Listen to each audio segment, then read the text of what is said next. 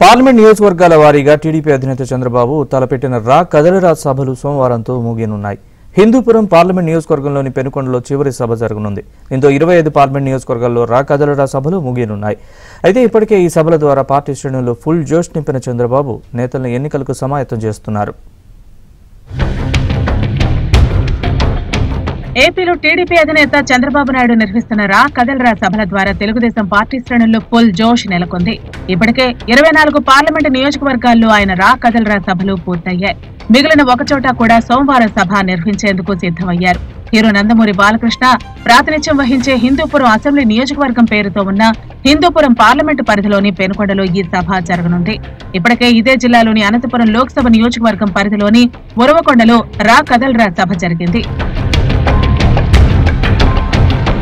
ఇప్పటి వరకు నిర్వహించిన రా కదలరా సభల ద్వారా పార్టీ కేడర్, విదేశ్రేణి నేతల మధ్య నుండి అంతర్గత విభేదాలు సర్దుబాటు చేసుకుని ఎన్నికలకు సిద్ధం కావాలని వారికి చంద్రబాబు పిలుపునిచ్చారు.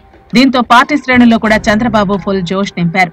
అయితే అనంతపురం జిల్లా హిందూపురం నియోజకవర్గంలోని పెనుగొండలో రా కదలరా ముగింపు సభను ఏర్పాటు చేయడం చాలా సంతోషంగా ఉందని మాజీ మంత్రి పరిటాల సునీత తెలిపారు. ఈ బహిరంగ సభ చుట్టూ ఎక్కడ చూసినా టీడీపీ హయాంలో చేసిన అభివృద్ధి కనిపిస్తుందని ఆమె తెలిపారు. ఈ రోజు ప్రతి ఇంటికి, ఏ గ్రామానికి వెళ్ళినా, ఏ ఇంటికి వెళ్ళినా ప్రతి ఒక్కరూ ఎక్కడ పోయినారమ్మా పిల్లలంటేనే జాబ్ పోయినారక్క, డ్యూటీ పోయినారు అంటున్నారు. ప్రతి ఇంట్లో ఆడపిల్లలు కానీ మగపిల్లలు కానీ డ్యూటీ ఏం డ్యూటీ అని కూడా మేము అడుగుతున్నాం. అక్కడ కియా కూడా మా నాన్న చంద్రబాబు నాయుడు గారు తీసుకొచ్చారు. అక్కడే మా పిల్లలు కూడా జాబ్ చేస్తున్నారు. ఈరోజు కియానే మాకు లేకపోతే బెంగళూరు కానీ ఎక్కడైనా చెన్నై కానీ ఇట్లా వలసలు పోయే పరిస్థితి కూడా మాకు ఏర్పడింది. ఈరోజు చంద్రబాబు నాయుడు గారు ఒక దేవుడిగా మేము కూడా భావించాలా.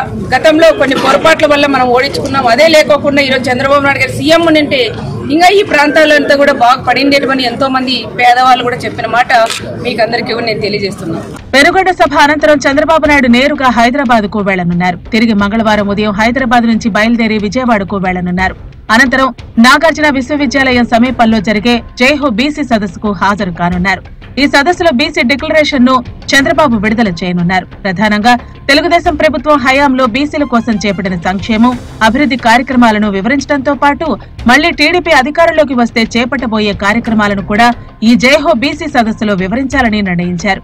బీసీల కోసం కేటాయించిన నిధులను వారి అవసరాల కోసమే ఉపయోగించే విధంగా చర్యలు తీసుకోవాలని నిర్ణయించారు. బీసీల కోసం ప్రత్యేక రక్షణ చట్టాన్ని తీసుకొస్తామని కూడా హామీ ఇవ్వనున్నారు.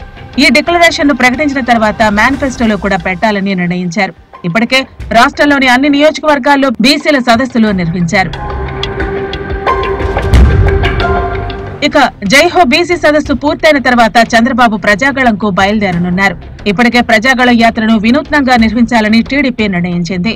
వచ్చే జనాన్ని ఉద్దేశించి ఇప్పటి వరకు టీడీపీ అధినేత చంద్రబాబు ప్రసంగించేవారు. అలా కాకుండా ఈసారి వచ్చిన జనం నుంచి వారి సమస్యలు విని అధికారంలోకి వచ్చిన తర్వాత వాటిని ఎలా పరిష్కరిస్తామనే అంశంపై చంద్రబాబు మాట్లాడనున్నారు. రోజుకు 2 నియోజకవర్గాల చొప్పున ప్రజాగళ యాత్ర నిర్వహించేలా షెడ్యూల్ ఫిక్స్ చేశారు.